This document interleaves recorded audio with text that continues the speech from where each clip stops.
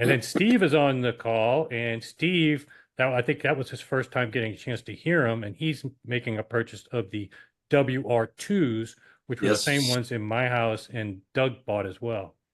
Yes, indeed.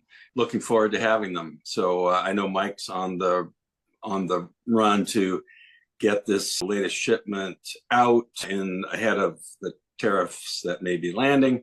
And so yeah, I've jumped on board that ship and looking forward to having them. Absolutely. So yeah, you're right. This was the first time I actually got to hear any of the models was at this show, and that was the WR3s in the DSS room. I guess I've heard so much about them and seen your videos and, you know, heard people speaking about them. I felt as though I had a very clear understanding of what they were going to sound like, and that was exactly that.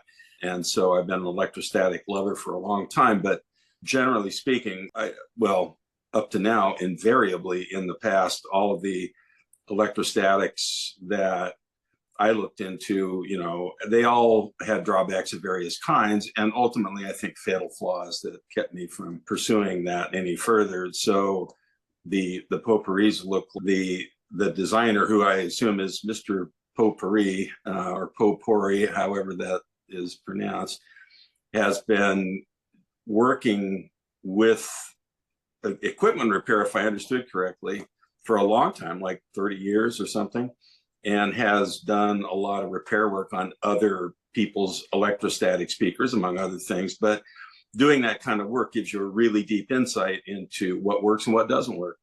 And so it seems like this guy has managed to put together a system, a design, electrostatic speaker that seems to overcome most of, if not really all, effectively, of the faults of the various electrostats of the past.